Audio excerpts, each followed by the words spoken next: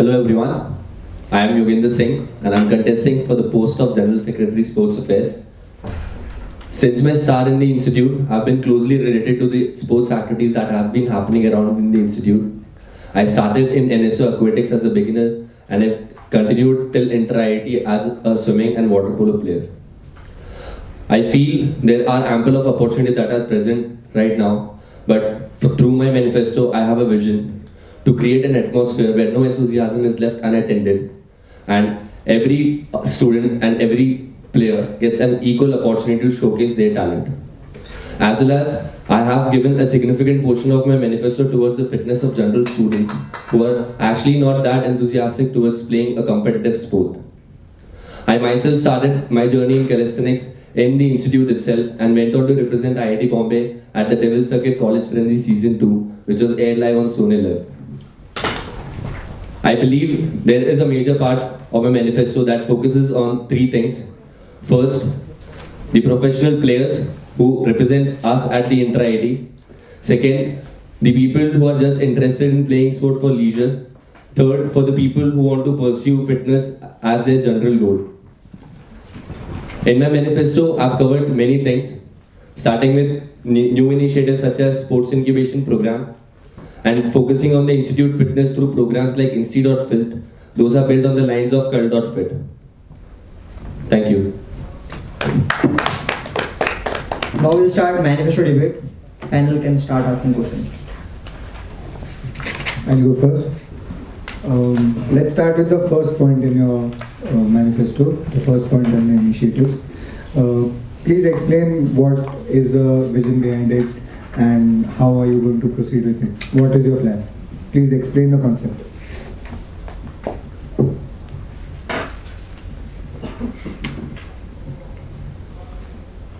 Yeah, so I'll start by explaining what value GCs holds in the institute. So if you see, general championships are introduced just so that all the students can take part in the sporting activities that are happening in the institute. As well as it also acts as an opportunity for the institute teams to scout players for inter-IIT. If you see the current status in the institute, we have been seeing a slight decline in that culture, as I've learned in my groundwork. Apart from that, if you see, there are major infrastructural changes that are coming up. Right now, we have Hostel 18, which was constructed last year, and Hostel 7+8, as well as few students from Hostel 4 have been relocated to Hostel 18. So if you see, they are currently this year they were playing from the senior hostels, but how could we ensure that if the next batch comes into Hostel 18, from which hostel they'll be playing from? As well as if you see, this entire program is a long-term vision, basically where we are trying to build, I'm trying to propose a long-term sustainable plan for an interdepartmental tournament in place of the GCs. The idea behind this is, at the end of this year, December 2020, we'll be seeing Hostel 17. Also, Hostel 19 has been proposed, as I've learned from my groundwork with General Secretary Hostel Affairs. If you see, there will be large number of students in such big hostels, and there will be a decline in the number of present senior hostels. So there will be a large change in the GC structure. So this idea is basically to tackle the problem which we are going to face in the next 2 years. So for this, I'll be proposing this plan in the SAC meet, which will happen in March, as well as will take into consideration all the views from the general secretaries of each hostel, as well as sports codes while implementing this plan. As of now, for the next year, there will be no change in the hostel GC structure for the boys, just because we are not seeing any infrastructural changes in this year. Apart from this, if we go into the girls GC, you will see that I am going to restructure girls GC into an interdepartmental competition. Last 10 seconds. Into an interdepartmental competition just because of lack in competition in the girls hostel. As well as we will revamp Freshista into interdivisional tournament so as to increase the interdepartmental feeling amongst them so that the long structural plan is executed. Yeah, rebuttals. Any?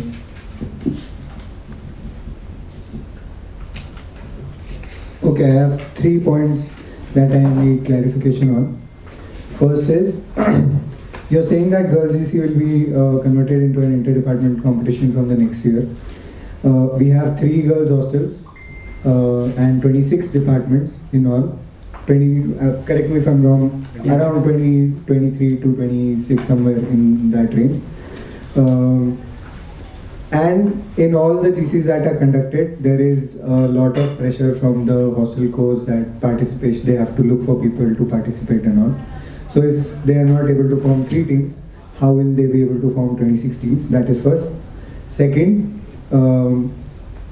as you said, bigger hostels will have greater sizes as compared to senior hostels, and that will cause instability, point well taken. But the same case applies to departments as well. There are big departments and there are small departments, so how do you go about that? And third thing is, what do you look at on the purview of sports in hostels? In which direction will that go?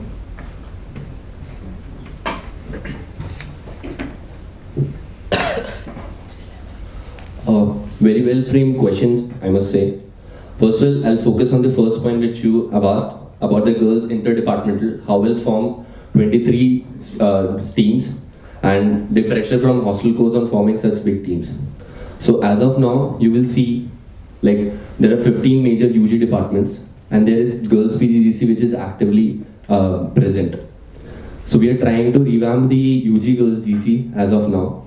Also, there are 15 teams, and while we are thinking of actually getting the participation from students, if you see in badminton, right now we only have 3 hostels, hostel 10, hostel 11 and hostel 15, from where we get the girls participation. So there you will see each team should have only 4 players. So at that, we'll get a maximum of 12 players playing in a badminton girls GC. But if you see, if we introduce an interdepartmental competition, I'll come to the point onto the number of teams, but it will definitely be greater than 3. So first of all, the basic idea behind GCs, the participation will go up for the girls. Now coming up to the point that how will we form these teams? So basically there are 15 major UG departments, and according to the groundwork as well as the data of this year's inter-IT, I've actually segregated all the girls into their departments. And even department like CS have at least 2 girls in the UG department who have represented in inter-IT. When it comes to the department size conspiracy, you will see there are some departments which are smaller in size, which are bigger in size. So accordingly the clubbing will be done for these departments, and then accordingly we'll be having 7 or 8 teams instead of total 15 teams. The next thing is the pressure on hostel coach and the hostel sports culture. So introducing the girls GC as an interdepartmental tournament, we are not trying to reduce or like exterminate the current hostel culture, sports culture which is present inside the hostel. For that, I've already mentioned in my manifesto, there will be hostel fitness days. Along with we'll be coordinating with the hostel councils to have hostel intras in different sports. Basically, that will focus on the inter-hostel bonding as well as the sports culture. That is my defense. Any other reporter? Hello. So I want to know 2 clarification on this point. So like in the hostels, the hostel council look after the participation in the GC. So when you are introducing the interdepartmental, so most of the department doesn't have the sports secretary and other council members. So who will look after the participation of the players? And in the most of the hostels, they have the NID budget, so that they have the hostel equipments, so that they can practices for the matches. So most of the department doesn't have the budgets for the equipment. So how will these 2 things will be tackled? Yeah, so here I'll answer this question in piecewise. First of all, talking about how the department's teams will be formed. Again, we'll be introducing department sports nominees, as well as currently there are some department with sports secretaries are present. And I have confirmed this in my groundwork. As well as we'll be forming department nominees, department sports nominees on the line of institute sports conveners, which will be directly in touch with the institute sports council. So that way we are going to tackle the problem of getting participation from the departments. As of now, if you see, the same structure is applied in the PGGCs, which are interdepartmental. Coming on to the amenities budget, basically you are correct in this, that how we'll be relocating the budget from the hostel to departments. So for this, I'll answer this also in piecewise. First one is the girls GC. So in girls GC, according to the data I've got, basically all the budget that is going into the girls GC can be actually absorbed into the sports budget which we have, because that is a marginal cost. Apart from that, when it comes to the proposition, so we'll be proposing this in front of all the hostel course, hostel G6, and as well as in the SAC meet.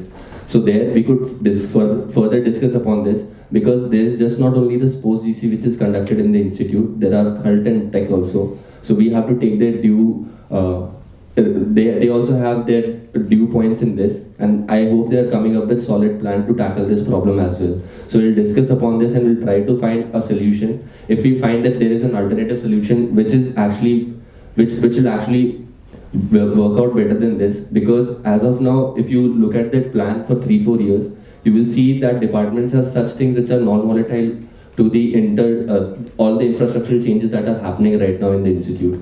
So basically, for this, we'll be having a SAC meet where we could discuss upon this. You are correct that amenities budget will have to be somehow managed into that in the boys GC, but for girls GC, we have already made up a plan that it could be taken up into the sports budget, it can be absorbed. Yeah. Moving on to the second question. I have a rebuttal for the previous question as well.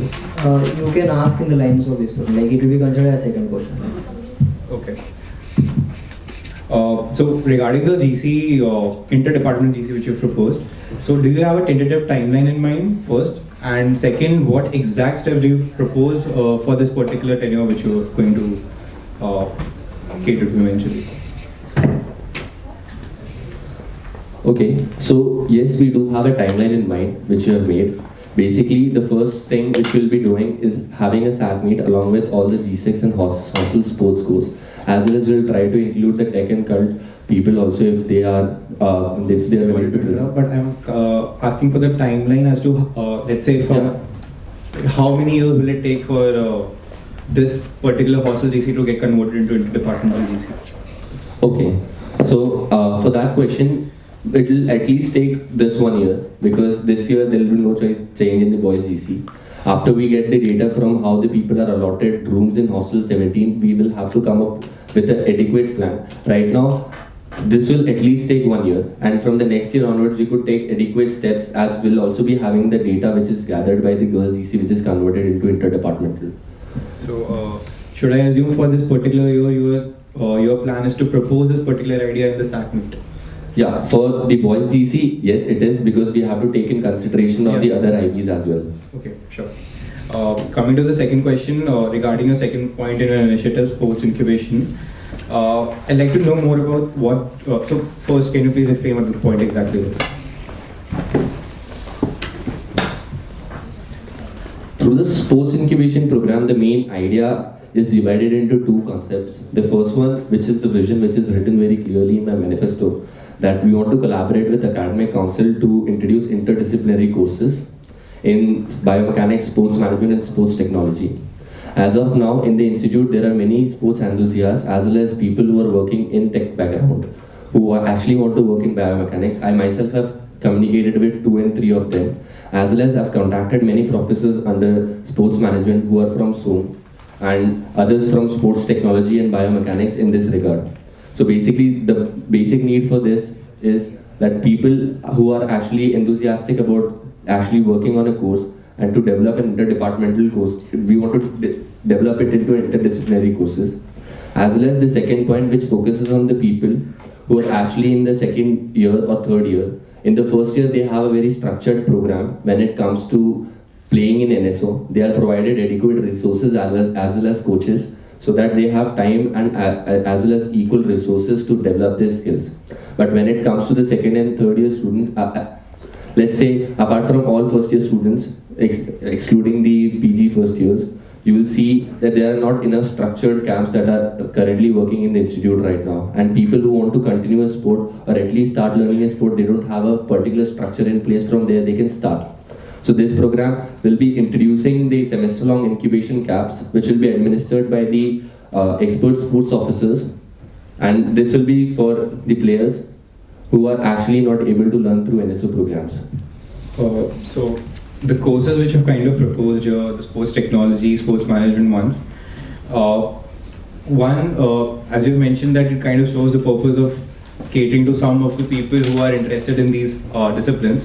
But to be very honest, I'm not sure about the number of people who will be interested, and if the courses as such also have some prerequisite to be a course for as an academic course in institute as well. So what is the procedural groundwork which you've done to make sure that such kind of courses can be run, and why were these courses not there in the first place? Because let's say sports management, it can already be taken up by the SOAM currently itself, right? So is there any other infrastructure or any other institute-wide change which we might have to do because of introduction of these courses? One, and if there is no such requirement, then how will you go about it? Yeah, so regarding that point, you are correct that these courses can be introduced under some of the departments. So the procedural groundwork for introducing such courses is that you should have a department to run a course, or at least a center that could offer this course. So that is the basic prerequisite. Apart from that, students in 2018, there was a course MNG 671, which was International Competitiveness, which was taken under SOAM. It was organized and duly conducted by a professor in SOAM, which was completely towards sports management and gathering the sports data, which is actually working on the institute right now. Apart from that, coming to the point, how do you proceed? So basically, the long-term vision is to come up with a center of physical education. So where to establish a center, there are many prerequisites. As I have been told in my groundwork, you need a lot of things. Do you want me to state all of them? The broader ones. In the interest of time, I would request panel members as well as candidates to be concise in every explanation. Yeah, so the basic three things that to run a center we require is staff, office and professors. So right now I'm in contact with 3-4 professors who have this common vision to run these kind of courses. As well as this actually caters to many of the students who are in the institute. During my groundwork, I've known that even when the people who are working in sports technology, they could develop stuff which could be used in the GCs as well. When it comes to some kind of technologies, even if it is a bail which is used in cricket, that is a basic circuit breaker circuit. So in which when the ball hits the stump, the circuit blows off and the light is there. So it could be developed under that also. So will these courses be credited? Last rebuttal for this discussion. Yeah. So as of now, to get the course credit, these course credited, we have to work in collaboration with the academic council. The academic council is also trying to put up some interdisciplinary courses in the last 2 or 3 years, as I've contacted the General Secretary of Academic Affairs and General Secretary of Cultural Affairs. So kind of that thing is under the purview of academic council, I'd say. Regarding the SEMLONG incubation camps, how would those camps be different from the camps which you already have, and how will you make sure that their quality in terms of the players which we take in the camp and also the coaches who take these camps will be better than the camps we already have, let's say.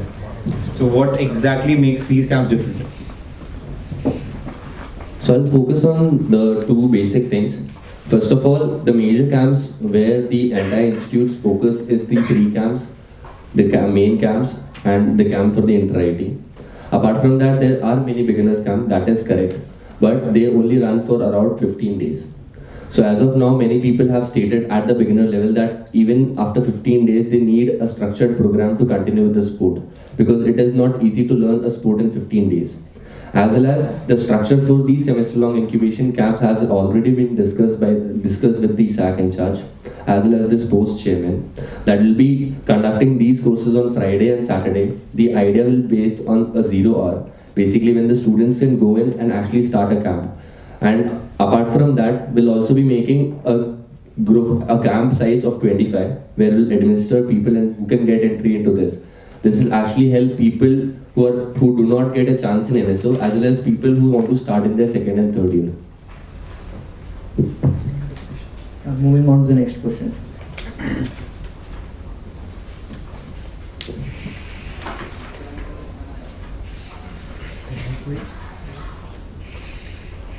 Okay, there are a lot of points under the infrastructure section. We would like to know what top 3 priorities of yours would be for the next tenure.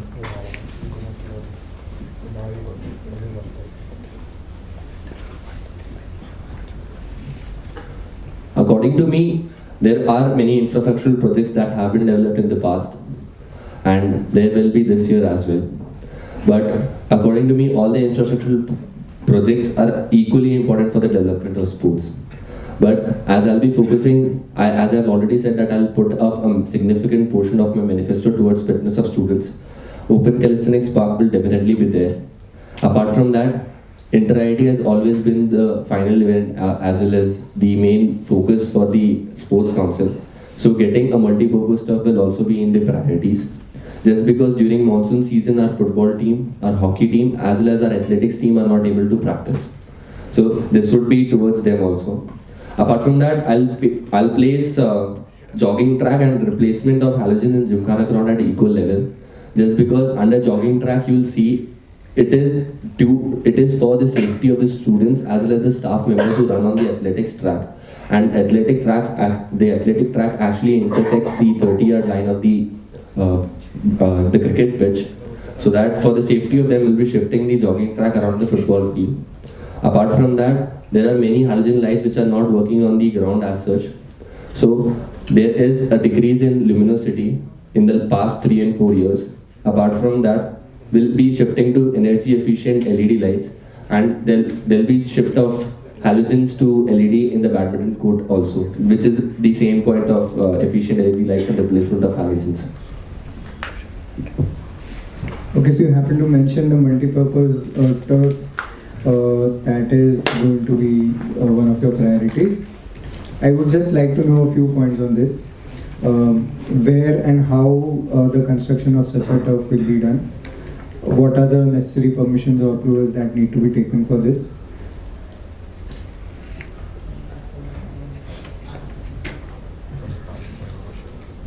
The multi-purpose turf will be a utility which will be used by the football, hockey as well as the athletics team. So we'll be building this turf in the area adjacent to the Hostel 18 Road, the entrance of the Hostel 18 Road, which is currently the part of Hostel 9. When it comes to the how, we have to take permissions. We have already I have already talking to the Hostel 9 GSEC as well as their warden. When it comes to the availability of the area, as well as we have proposed this plan in front of the sports chairman and the SAC in charge. For the necessary requirements and the necessary permissions, we have to take the permission from the hostel first, as well as how the institute is oriented towards such kind of project, as well as an NOC from the estate office whether we could actually construct it there. So right now I've talked to the estate office and they are considering this as a viable project. Okay, as far as I know from experience, the Dean IPS office should be involved. So maybe you should look to get permissions there or do groundwork there, have ownership of the area. If the SAC will have, then who will look at the maintenance and oversee of the proposed stuff?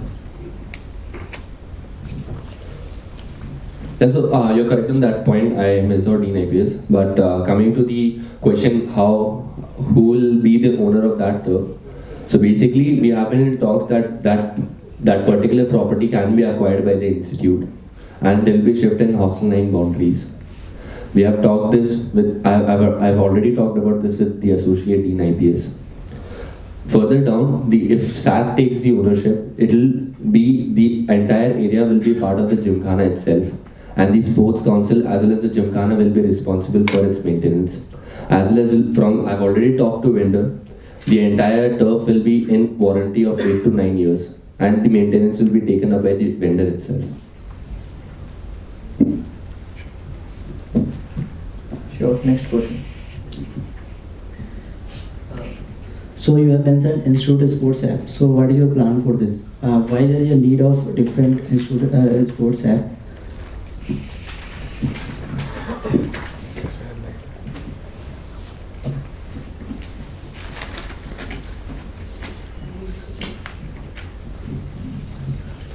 Yeah, so basically The sports app will be integrating the utilities encompassing things like e-certificates, ladder ranking, and live availability of the venues which are currently present.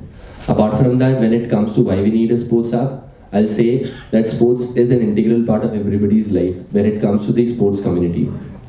At least, if you see, sports has been in there in the IIT culture for around 60 years now.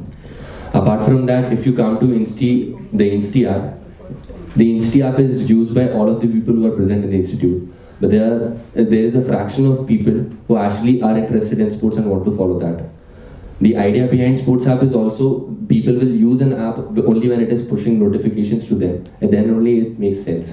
So for that, we'll be also including the feedback and queries portal, which will be able to resolve the issues proactively and will be handled by the secretaries and the conveners. Sorry. So, coming to the different apps, so what things will be in the sports app that cannot be incorporated in the NST app?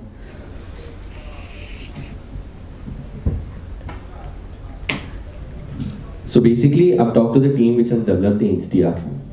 So when it comes to the Insti app, they have a DevCom. So basically, they have developed the Insti app to work towards the entire growth of the institute. As I've said earlier, there are many things which are only related to sports, and many people don't want their notifications to be pushed out regularly.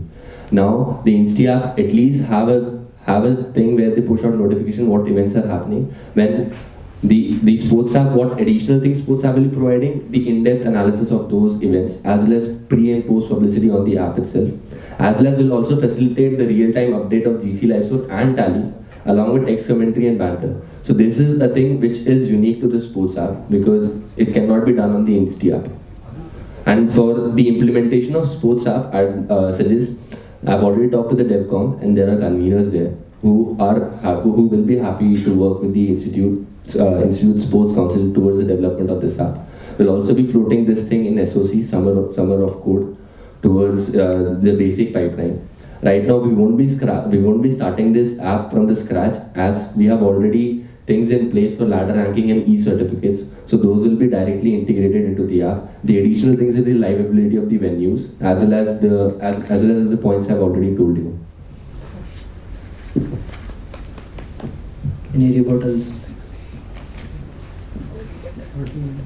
Okay, next question.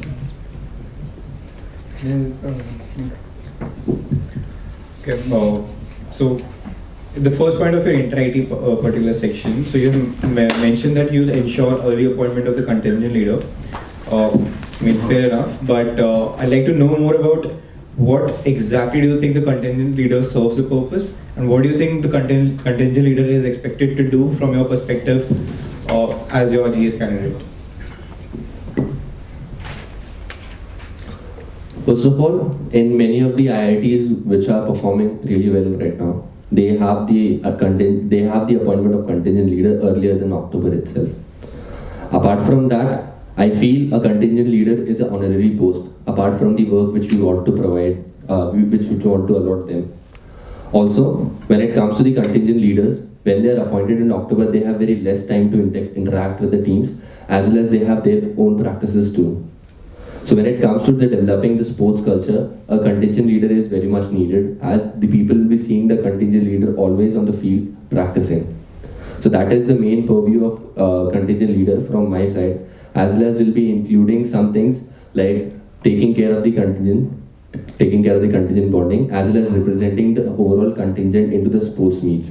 So basically, we'll be conducting regular sports meet with the contingent leader, the coaches and sports captain, so that we could get the point of view from the students directly into the council, and we could actually implement them through the administration. So I understand that your purpose is kind of to develop sports by having contingent leader earlier, but what are the actionables eventually? Developing sports is quite a vague term, and which eventually falls under your purview as well. So what exact actionable do you think the contingent leader will serve if the contingent leader is appointed earlier? Appointing him or her earlier is not a big deal. It's about what exactly you expect out of the position. So basically, I'll dive a little into inter-IT. So the whole inter-IT starts from the summers, not from the semester which comes in the monsoon. So summers are very integral part of for the inter-IT preparations. We have advanced summer camps, as well as then we have the pre-camp and camp. So I feel the contingent leader should be available from the advanced summer camp itself, and the contingent leader will help us scout players. Basically, they'll be knowing the ground reality of the situation as well, and we could tackle problems from the summer time, even before the monsoon hits. And basically, we encounter a lot of problems in the monsoon, and meanwhile we are allotting the contingent leader, those problems come up to the surface. So if we have a contingent leader who is experienced enough, as they have seen the current status in the institute, so those will be able to give us quite good inputs when it comes to the tackling of the problems which we face in the monsoon, as well as when it comes to developing the teams during advanced summer camps. The contingent leader will help actually help students from NSO to join advanced camps. So that is one thing there. So your kind of the work profile which you've mentioned for the contingent leader overlaps a lot with the sports council and the sports officers which are there in place. So I would like to know how different is the contingent leader from the sports council, the GSEC and the sports officer? Basically, the thing is, if just early appointment of the contingent leader is going to help you in some way, then this point stands. If the role of the contingent leader is not changed, then this is a basic duty which is expected out of any GSEC. So if you are planning to do something with the mandate of the contingent leader, then please explain to us how. Yeah, so when it comes to the appointment of contingent leader, I would say that there are many things which a contingent leader helps the council do, apart from the things the council is actually doing. As I said, contingent leader is a sportsman who is in and out on the field and always interacting with the players more frequently than the council. As well as when it comes to the point that what a contingent leader would be doing specifically, we have things like sports physiotherapists which are appointed, which are the ideas which are given out by the contingent leaders. Many a time contingent leaders do come up with ideas which, if implemented earlier, would actually help many problems, which could actually help us solve many problems which we face during the coming times. So wouldn't floating a form on the student notices serve the purpose? When it just comes to a form, I think many students will fill the form, but when it comes to the experience, a contingent would be able to pinpoint the location of the issues. Last 15 minutes for this section.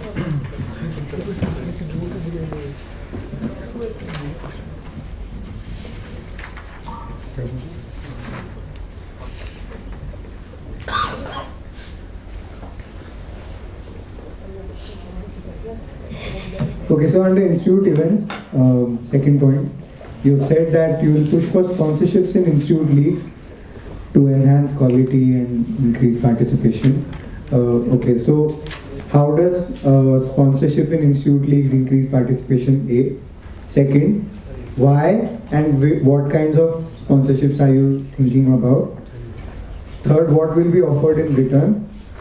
Fourth, what are the permissions required, or what are the approvals necessary for such a structure to be built?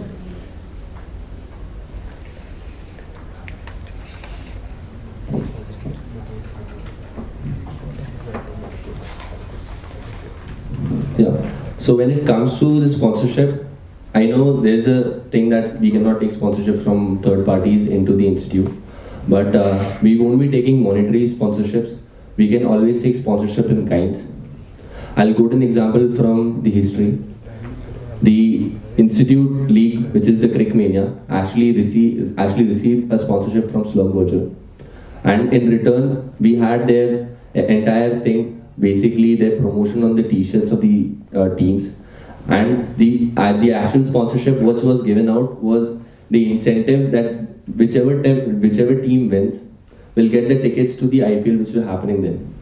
So that is one thing how we could actually increase participation, because a sponsorship could lead into different kind of methods, as well as we can always use sponsorship to incentivize performance. That is one thing there. And as I've said it clearly, we'll be taking sponsorship in kinds. When it comes to the approvals, obviously it has to go through the SAC chain to Dean SA and then to the Dean Public Relations also. because that is under the purview of Dean Public Relations at last.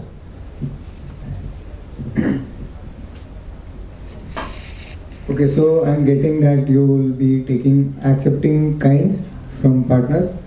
You will be advertising their brand in return, and permissions you will be approaching the authorities, those that you mentioned. Have any such approvals been done in the past? Yeah, as I've mentioned, one was done, but we can always look out for opportunities, and we will try to do this in the coming year. Sure. So regarding your particular point about adventure sports, so you mentioned that you'll be reviving the adventure club. Kindly lay out your plan on that. So as of now, we don't have any adventure club manager in the institute, and to revive the adventure club, we'll start with MAC and BMC, which will happen in the summers. It will be part under the adventure club only. I know it is an event which is organized by Institute Sports Council, but eventually adventure club managers are extended part of the Institute Sports Council. And under this, we'll be having in-semester excursions like surfing, sailing and desert treks, which will be pointed on, which will be happening on the long weekends which we encounter during the semester. So fundamentally, because MAC and BMC used to happen earlier as well, and these events that you mentioned kind of used to happen, not particularly surfing or sailing, I'd say, but other treks as such. So your part of reviving the adventure club is to appoint a manager. Basically, it is just not appointing a manager. We are providing opportunities to the student to go outside and actually learn what is there. Under the adventure club itself, we are also going to introduce the climbing wall club. If you see right now, the climbing wall is there, but there is no proper structure when it comes to the general public. They don't know how to go and start learning on the climbing wall. So for that only, this will be integrated into the adventure club itself. And I've already talked to the people at the climbing wall. There are 2 and 3 volunteers who are really interested in starting this. Apart from that, the entire climbing wall community is also there. So even like you mentioned regarding the climbing wall club, so the introduction of climbing wall club is formation of a council, right? Otherwise, the club as such exists because the people who climb the wall are there. So basically, when you say, I'll say a community exists, not a club. And basically there is a community where people are coming out and participating. But when it comes to the due respect, due recognition that these people should be getting, basically the climbing wall, we just now had a climbathon where we had 61 participants come and like try out their skills at the wall. Apart from that, if you go to the climbing wall, you always see around 10 and 15 people who are regularly coming just because they have the love of sports for climbing in them. But there are many students who want to start. So basically they don't know how to approach the people in climbing wall. So appointing managers for the climbing wall also will also facilitate the interaction between the general public and the people who are actually teaching climbing to the people. Also will be able to provide support from the administrative side. As of now, as I have learned during my groundwork, they are facing some issues from the administration. So rightly said that these people have been coming. There's a core community of people who have already climbed the wall, and they have been facing by the issues by the administration in terms of recognition of the wall under Gymkhana, let's say. That's what, as per my information. So first, how are you planning to overcome those issues, and how would you tackle this particular issue differently? Because as far as I know, these people are not ready to take climbing wall under the Gymkhana because that's an additional responsibility, so to speak.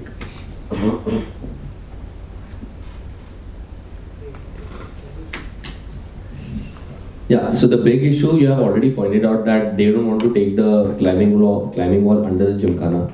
But according to the consignment that was signed, which said that if there is a need from the student side, this institute can buy out the climbing wall which was given by Girvihar.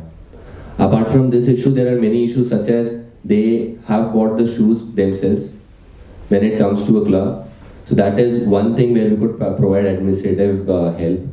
As well as when the winter workshops for climbing was conducted, their instructor has not yet been paid when it comes. basically there are little issues from the administrative side. They have little. I would say they have ignored this thing for a little compared to the other major things they have in their office. That is the major thing that club and forming the managers would do, so that they could be integrated with the Institute Sports Council and get the benefits. Agreed. I mean, I accept the point that these people should be kind of integrated with the Institute Sports Council so that things can be more smooth.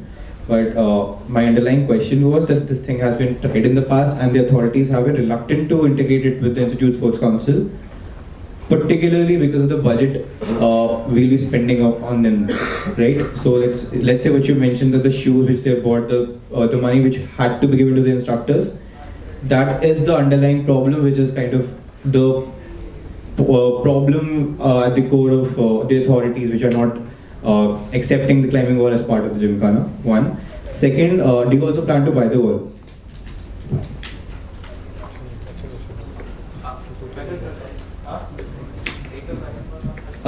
So I wanted to do a little correction. The institute fund is not used when it comes to the payment of the instructor, because during the winter workshop for climbing, we took registration and we took registration fees. Secondly, when it comes to the shoes, a pair of shoes comes for 600 rupees, and they have different sizes for that, 2 for each sizes, and basically they have total of 8 pairs. So when it comes to the budget, that is all they require from our side, and they need a little support when it comes to cleaning the holes and keeping up with the maintenance of the wall. Apart from that, when it comes to buying the wall, it is basically the sole purpose that the student should be willing to do that activity. If we only have the core members of 10 to 12 people who are actually coming regularly on the wall just to practice, we don't have such a big community, and it doesn't incentivize the institute as well to buy off the wall. But if we have a bigger cult and bigger club where more people are interested in climbing activities, we could actually think of that.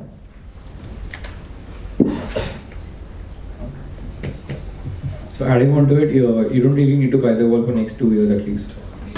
The next question. Last question for this section.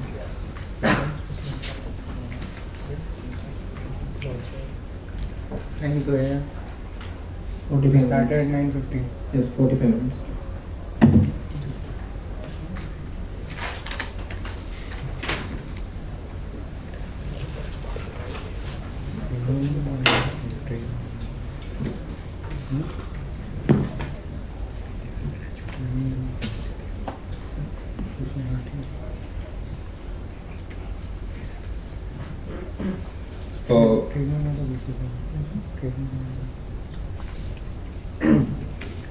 You mentioned a point under Ahvan, push for attaining a trademark. So I would just like to know what your groundwork on this is. So when I say push for attaining a trademark, as there are a lot of Ahvans that are happening around the institute and in India. So there are a lot of Ahvans, and we cannot argue on whether which Ahvan was started earlier or later. So you're not fighting for a trademark of name, but we're fighting for the trademark of a logo. So many a time we might be facing copyright issues in the coming years, because there are a lot of sportsters which are starting in the name of Ahvan. So that is the basic thing why we need a trademark. And when it comes to the basic groundwork, I've done it with the current OC, as well as when it comes as well as to the authorities which provide trademarks in India. I have read their basic rules and regulations regarding this. Okay, so can you just walk me through it? What are the requirements? Yeah. So the rules I read, the basic requirements are that the current thing which is happening should be established for at least 3 years.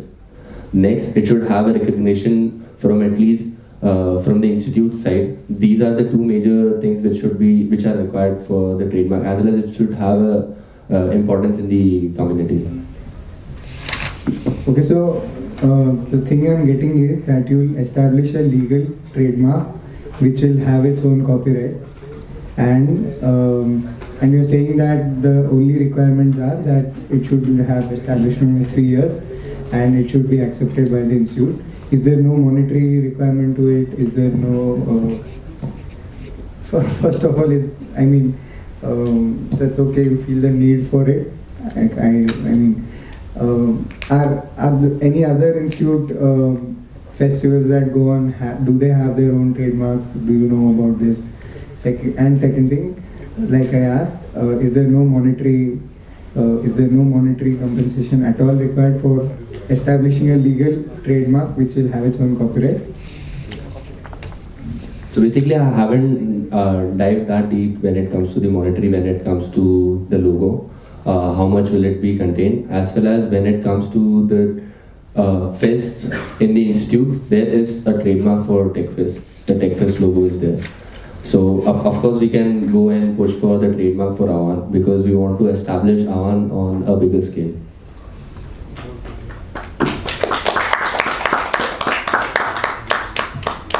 So last question, just a general perspective of yours which I want here is why do you want to press for women's slot in the NewSAC gym?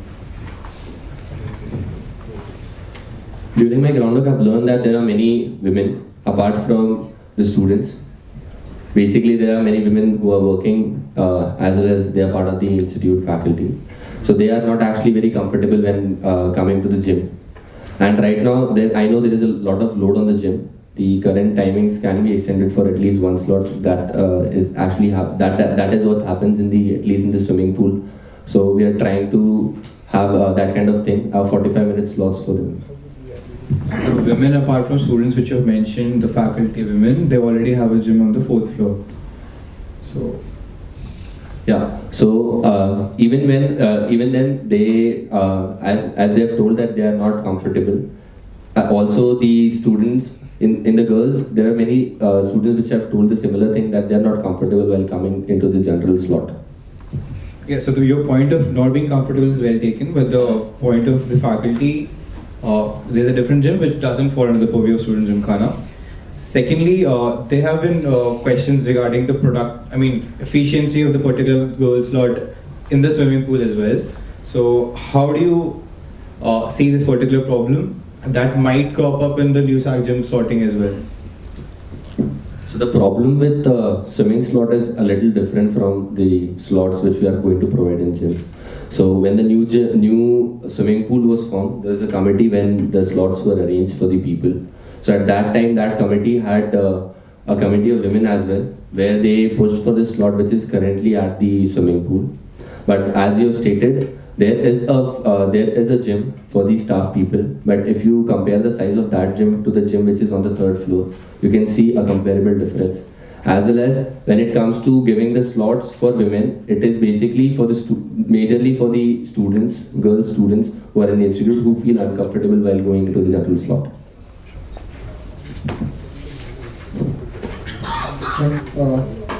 Moving on to the topic debate session, there will be 3 topics given to candidate, and then he can give his view on the topic in 2 to 3 minutes. Then the panel will start asking questions. The whole discussion for each topic will be maximum 3 to 5 minutes. The first topic is there has been a drastic decrease in performance of IT Bombay in Inter-IT from championship position to 5th and then 7th in the last Inter-IT. If elected, what do you think are the reasons? And if you are elected, how do you plan to make our performance better?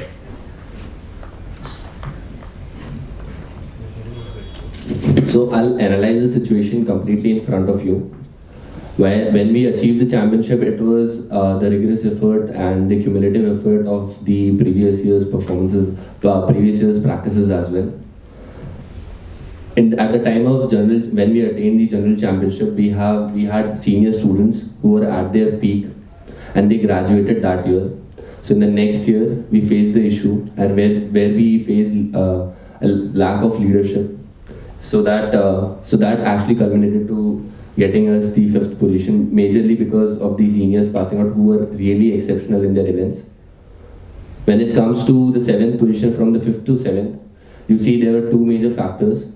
First of all, the first factor which I'm going to mention was present during the championship to the 5th transition as well as to the 5th to the 7th, which was the changes that were happening with the coaches for the many teams.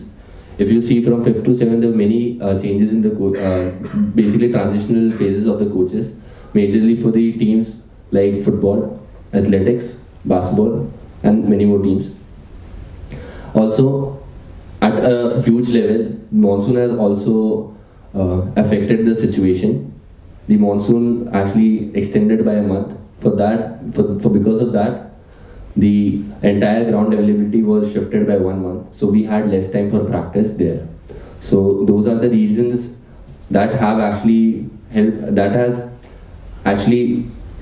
can actually explain the decline in the process. As well as I would also say that the other institutes, basically the institute who are in top 3, you will see Delhi majorly, who have now permanent coaches, which has actually helped them develop their skills. So the major steps that I'll be taking towards this is in motivating the intra-IT players from the start itself.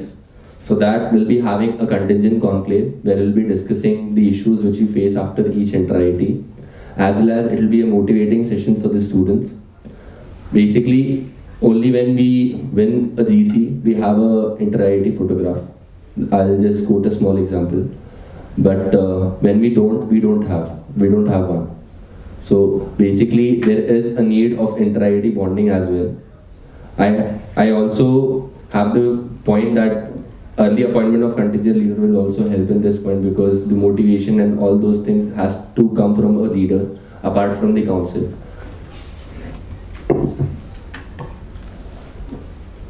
Panel, you can ask questions.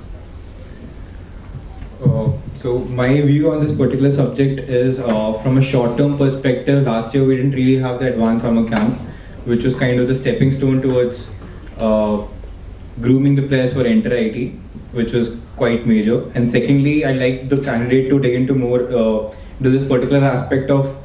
I mean, there weren't enough players on the ground when you go on the ground during, let's say, the pre-camp season or even the camp season. Let's say. Lack of discipline, dedication. I'm not saying this is just from the perspective of the players, but this can be also an issue due to the coaches which were there, or the whole arrangement in a way. So that is particular some short-term perspective aspects which you have to look into. Coming from the long-term perspective, of course, you have to look into the way coaches function, make them more accountable, have much better feedback from the coaches to the team, and this is an issue which has popped up in the past 2 years, and I would like to also have your perspective as to how you're going to tackle that. Coaches underlying probably would be the best solution to any inter-IT problem which we have, but definitely that's a problem which is quite prominent, let's say. He has given his opinion. He can ask questions later. So can I give a little bit? Ritik, if you have any question, you can ask. I'll ask the question again. Oh. I wanted. He asked me a question in the center that he wanted to dig deeper into the attendance of the students. So basically, that is what you said, right? There has been a lack of discipline and dedication. Quality of attendance. If a particular player is present on the court, doesn't mean that he or she is actually playing well enough, or she is actually dedicated enough during the training itself. Currently, in all the sports, or in majority of the sports, do play numerous events there and there itself, because Delhi has Sportech, Kanpur has their own festival. There are multiple sports festivals that go on in that particular region, and these guys play a lot of tournaments.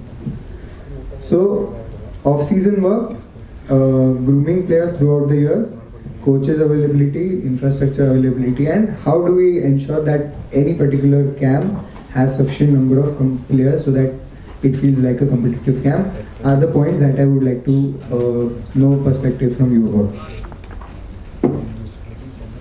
First, I'll start by saying that I was not aiming to make any individual remarks on any kind of player who is presently the part of intra-IT team. When I was focusing on Starbase, I was talking about the team which was unbeaten, and of course everybody has their own fair share of practice which they put in to get an intra-IT medal. Next thing, I'd also point out a little thing which I missed out. When we came 7th from 5th, we majorly missed When it comes to the participation in the other tournaments, apart from Avan and Inter-IIT, we try to play in Udghosh, but there we missed an opportunity to play just because of the condition that was present at IIT Kanpur. So many teams were not exposed to the kind of competition that they were expecting before Inter-IIT.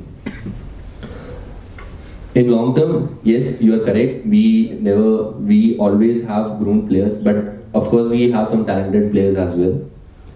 When it comes to the grooming, the basic thing which you have mentioned under performance, which is availability of coach, is the major factor, apart from the team bonding and the team structure. So I feel that players can always be groomed, like the players, star players we had in the past. When it comes to infrastructure, definitely the outdoor sports have a little difficulty during the monsoon season. For that, we are already trying to propose the multi-purpose turf to facilitate their practices. But during the monsoon, for the outdoor teams, we are trying to get as many slots outside on the outside infrastructure as possible for their practices. Coming on to the sufficient number of players, yes, this is an issue in some of the sports. When it comes to the conversion of people normal people are playing into the semester into the advanced summer camp itself. So there we want to focus on the basic root cause, and I think major things like appointing the contingent leader earlier, as well as analyzing the situation better from the start will help us do that. And having frequent meeting with the coaches and the captains will also help us scout players and actually get them into the advanced summer camp. And then we can follow up the entire process through pre-camp, camp, and ultimately to Inter-IIT. Okay, how pivotal does the council become when it comes to Inter-IIT and team practices? I think the role of council becomes very important when it comes to Inter-IIT practices and the camps which happen throughout the year. So we always try to focus on getting the best quality out of the camps, as well as getting as many people as we could into the camps, by also organizing the camp trials in the semester itself, so that we could have the pool of players apart from the pool of players that we were expecting.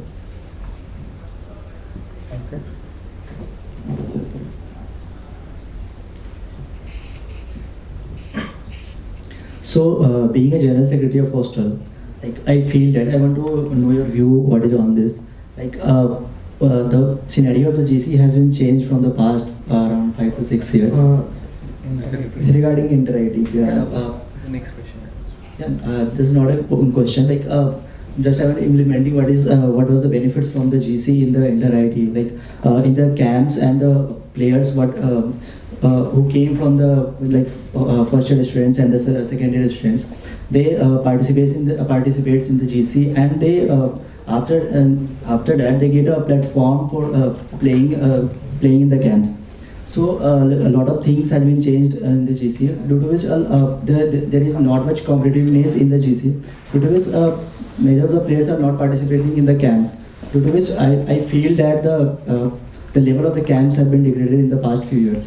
So what is your comment on this? So I would say that obviously we focus a lot on getting people from the camps into the from the GCs into the camps, which actually are a pivotal part of the Inter-IIT practices.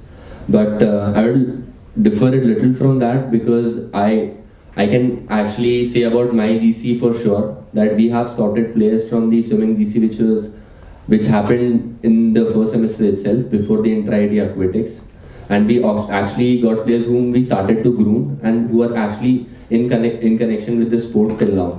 So when it comes to camps, we are trying to integrate those students as close as we could to the Inter-IIT team even after the Inter-IIT is over. And many a times we scout players in the event semester, because major of the outdoor GCs happen in the event semester.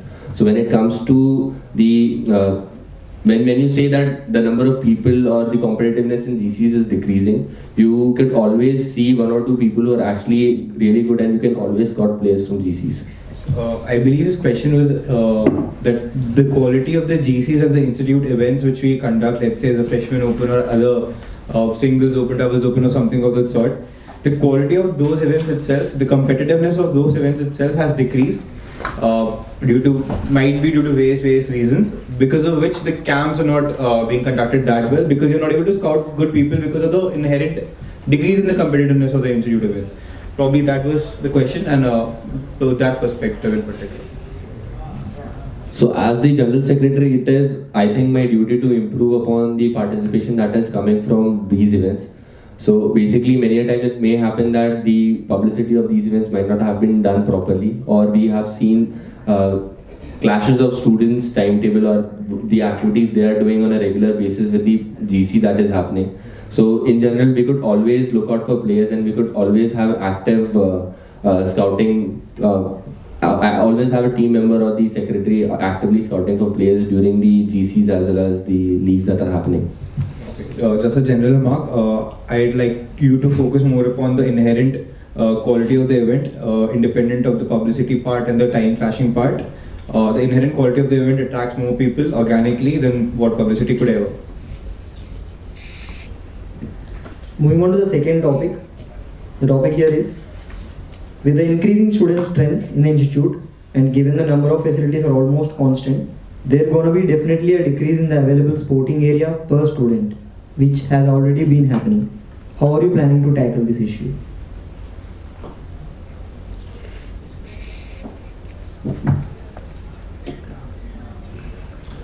Yeah, so basically there is an increase in the number of students each year, and we have a fixed gymkhana area on which the people can actually participate in sporting activities.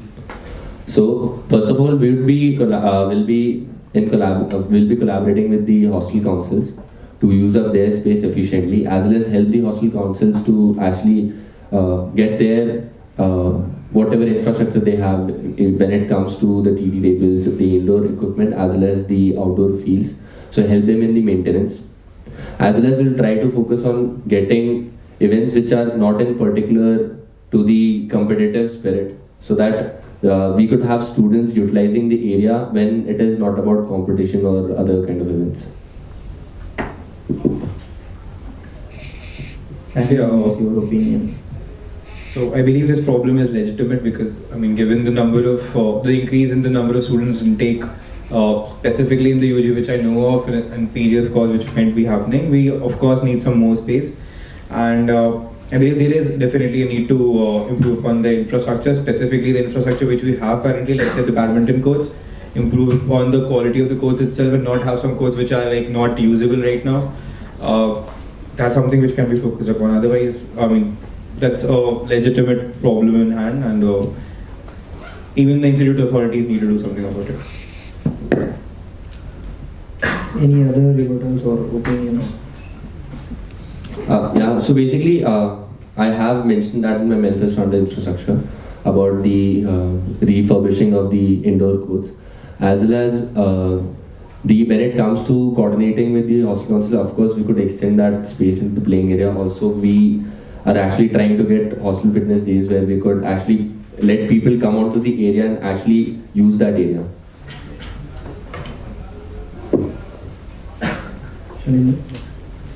The next topic here is, there has been a lot of discussion since last year about the student feedback policy for coaches and sports officers as well. Many players argued that the consent of students should definitely be considered while appointing or upgrading the coaches or sports officers. Are you in favor of this argument? If yes, what do you think are the barriers in enforcing this policy, and what's your strategies to solve them? And if no, why?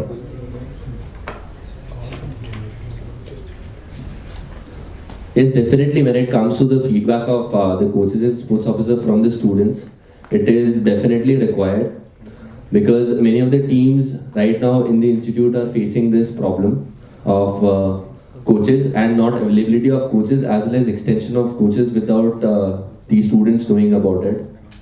So we definitely push for the feedback portal for the sports officers and coaches.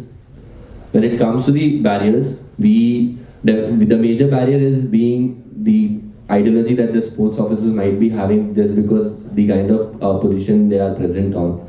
So we would have to like convince them and have the feedback with us, and then discuss those issues with them directly, rather than indulging with the students directly to the sports officers. Yeah, I mean, point holds legitimacy. That the problem which is there in terms of having the sports officers and the coaches which are not good enough, and the problems which are there with the tussles which we have, the sports council has with the authorities in student gymkhana. I'd rather suggest the current student council and also the future student sports council to kindly put their foot down on the authorities if they're not like accepting the logics which we give, if they're logical enough, of course, and also approach higher authorities if needed, because at many of the times I personally have found those sports officers to be very unreasonable. I want that particular thing on record. And so of course the upcoming council should definitely put their foot down, and even the current council should do that. So just for information, we have actually proceeded on this matter, and we have talked with the sports chairman regarding this, as well as there has been a report which was sent by the current general secretary and the contingent leader regarding this to the SAC chair, the sports chairman. So we are currently in process of this. I will have to put a testimonial on that if required. Yeah, sure. Just a request from the panel. We are allowing another topic from the panel side. Okay, so I would like to just introduce a topic. As we know, the position of the overall coordinator is a nominated one. It is not it is not a position that is part of the SGC. The General Secretary Sports nominates an AWAN overall coordinator. What view do you hold about the involvement of the Sports Council in AWAN with the vision of AWAN over the years, maybe 5-6 years down the line? And what position are you in right now about the vision of AWAN, the involvement of Sports Council, and the direction in which the entire structure should go? So, adding to that, also how exactly do you view AWAN in relation to the Institute Sports Council as an independent body, or what exactly is your vision for it? Because currently it is not, definitely. Yeah, so I'll start with the current version of AWAN. So it's just been 3 years since AWAN has started. So definitely when AWAN will move up to a stage when the registrations are coming by themselves. Right now we might have to fight for registration in some of the sports. So definitely AWAN OC is a nominated one, and it is nominated by the previous AWAN OCs with the due consent of the previous council stakeholders and the current general secretary. So I feel in the next 6 to 7 coming years, definitely if AWAN reaches a stage where it is actually fighting for the vision which it has, it might move on to a different student body like MI or TF. But right now we are actually trying to work collaboratively with the Sports Council and AWAN OC.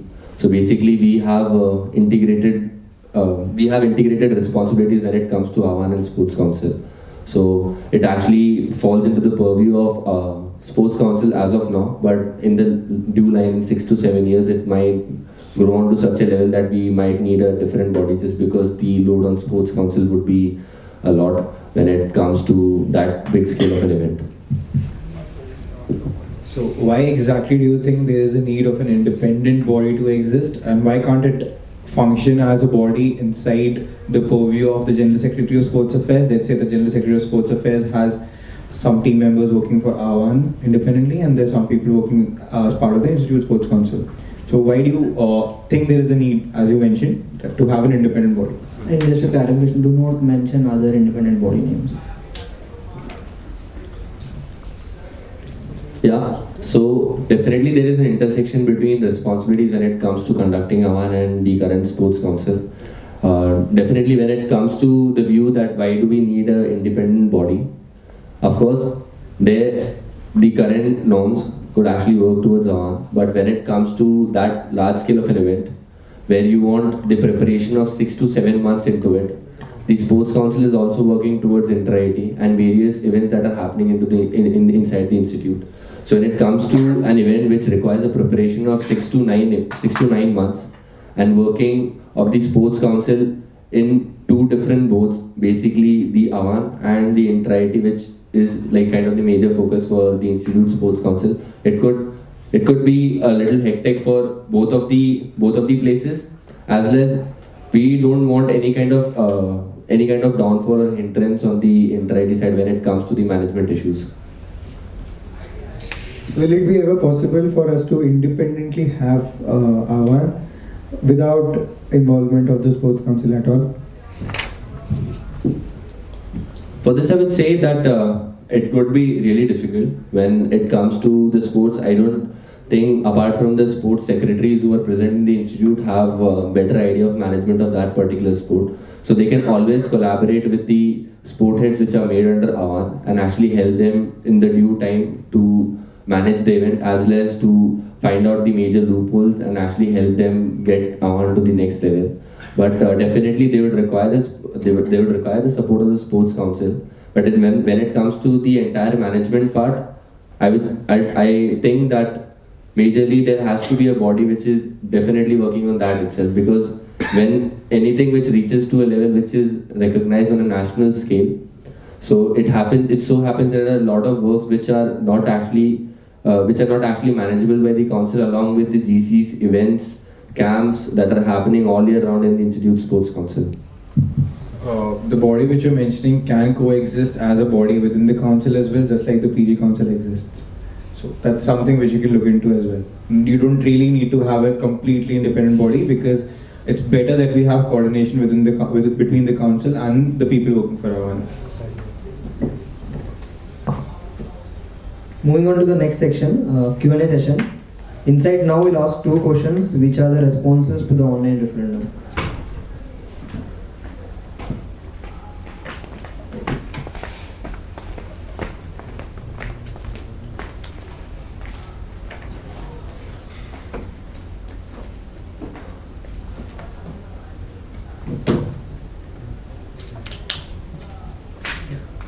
My first question is, how is the sports council going to cooperate with the hostel council on gym workshop and equipment maintenance that you have mentioned in your manifesto, and why do you think it's needed?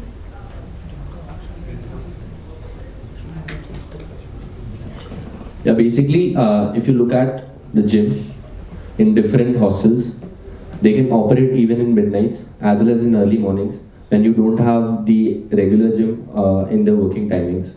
So there are many students who actually go and do gym at that time. If you look at, during my groundwork, I've got to know that there are many times there are injuries due to mishandling of equipment and not doing the proper form of exercises. And when it comes to coordinating with the hostel council, it is really, so at present we coordinate with the hostel councils to conduct GCs. We could deepen that effect and conduct events with the hostel council in integration with the Institute Sports Council to have hostel level gym workshops. Basically, we would have to send trainers there and have a workshop of 1 hour. So that is the thing. When it comes to the hostel fitness days, we're actually trying to improve upon the mental wellness as well as the physical wellness of the student. So we would have fitness sessions which would be incorporated during the daytime in the institute itself, in the hostel itself, with the help of the hostel council, because we would require people to come down, and the portion when it is required, the management side and the conduction part would be handled by the sports council. Okay, so earlier it has been the incubation program you have mentioned in your manifesto has been discussed. So my question is on that only. So what is the current incubation program we have in force in sports, and what do you plan to change in that? So sports incubation program is completely new concept and a new idea, and we don't have semester long incubation camps as of now in the institute. Yes, we do have beginner camps of length around 10 to 15 days, but since it is an entirely new idea, so we are actually going to work on it from scratch. So how is it different from the ongoing things which are happening in the institute? Definitely, as I've explained earlier, we need the people to work on their skills for a longer time. Even if there are many players who, if you look into the history, there are many NSO players who were in particular NSO, but they went on to Inter-IT in different sport. So basically, it will help those players. Basically, when you actually want to learn a sport, it has to be of your choice, and the sport should come from inside of you. So 15-day camp would not suffice that, and will also require constant attention of the sports officer for this. So we'll be having slots for this camp, so which will help the students to have a proper structure and proper schedule for this. Thank you. Any questions from audience? Any questions from audience?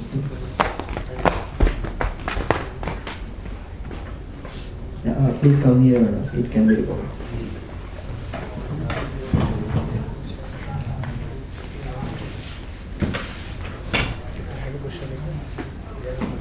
So when you talked about the restructuring of the girls GC, so you mentioned that you would revamp the UG girls GC and the PG GC will continue. So as of now, the PG girls play the GC that we conduct as well as they play the PG GC. So what about that? So when it comes to the intersection of UG and PG girls, I definitely say that yes, there might be less interaction there. But when it comes to the restructuring of the GC, we are mainly focusing on the participation that comes from Hostel 10 and Hostel 15 too. Because the girls who are already in PGs, if you see, as I've already explained earlier, every department has at least 2 inter-IT girls in that particular, in any sport. So if you see, you'll find the need that UG PG girls would be separate for this year, and there will be camps and there will be induction session where they could play together, and they are already part of the team. When it comes to that, they're already playing the PGGC. We don't want to increase complication as of now because there are 23 departments in the PGGC from where they compete. And when it comes to coordination between the UGs and PGs, definitely will provide opportunities to the PG girls in the PGGC. So about your vision of restructuring the entire GCs, making it department-wise. So with the department of action, would this exist as well as the PG GCs for the boys exist too? Yeah, so for that, the long-term plan is to merge everything and have interdepartmental GCs. That is the long-term vision. For, as I've already stated, we will be changing the girls GC for the next year. There will be no change in the boys GC. For the long-term vision, yes, there will be interdepartmental GCs and PGs and UGs will play together, forming a team. Cool. Any other question from audience? Last question. Last question. Team.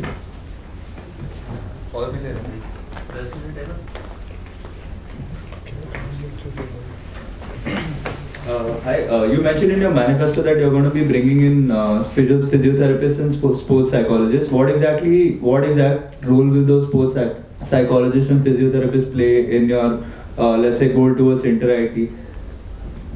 So basically, if you see this year's performance in inter-IT, we'll actually see places where we lost points or we actually lost the way into the semis just because of the crunch issues. At major crunch moments like in basketball, if you see, we lost against BH in the last 5-10 minutes when the whole thing was reversed. So definitely temperament and mindset definitely comes into the play when it is just not the skill set of the players which is required to win an event. So that is the reasoning for getting a sports psychologist, just because a particular mindset is also required to play a particular event. Apart from that, when it comes to physiotherapists, getting a physiotherapist just for 1 month will not actually help resolve the issues. So right now we have a physiotherapist in the hospital, which is always available to the students. So we'll actually get that, so we'll actually facilitate the basic friction between students getting to the basically the physiotherapist in the hospital, so that we have year-long physiotherapists. And when it comes to the inter-IT camp, we could actually have a more expert physiotherapist if the students feel the need. Thank you. One more question from audience.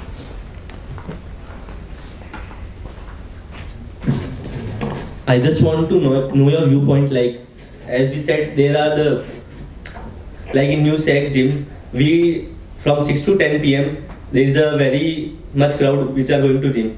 So what do you think, should we have a slot system like we have in swimming from 6 to 10, let's say 45-minute slot? Because there are many people who come around like 6 o'clock and they stay till 8 p.m.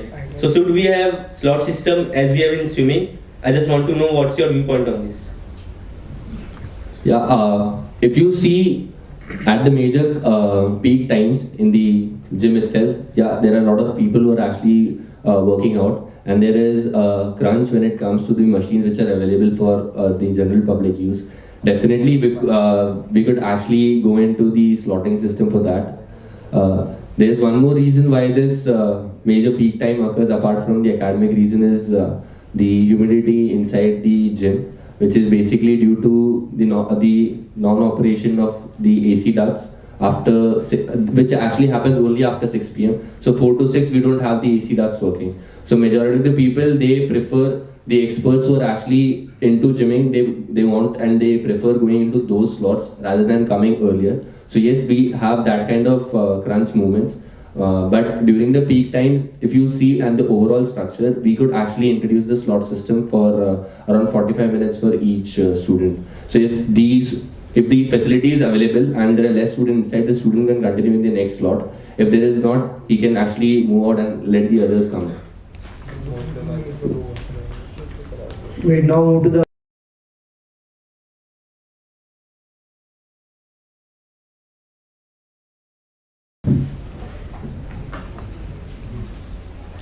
So for my closing statement, I'll just say that my manifesto comprises of all the opportunities that I could provide to the students, from the basic unpopular sports like climbing wall to a popular sport like cricket, be it at a beginner level, at an intermediate level, or at an expert level, that is the inter-IIT level. And also provide opportunities for fitness enthusiasts into the institute. I've already created a vision of NC.Fit which would actually provide the students with fitness activities throughout the year. During my stay at IIT Bombay, I have figured out a lot of things which go sideways when it comes to inter-IIT. So definitely during my tenure, the inter-IIT will be the major focus. At the end, I would just want that I have the capability to actually execute the maximum percentage of this manifesto, which I have made very genuinely. So that is all from my side, and I am the current Institute Aquatic Secretary. I am Yogendra Singh, and I am contesting for the post of General Secretary Sports Affairs. With this, we conclude the soapbox for the position of General Secretary Sports Affairs. Thanks to the panel members for giving their time, and thanks to the audience.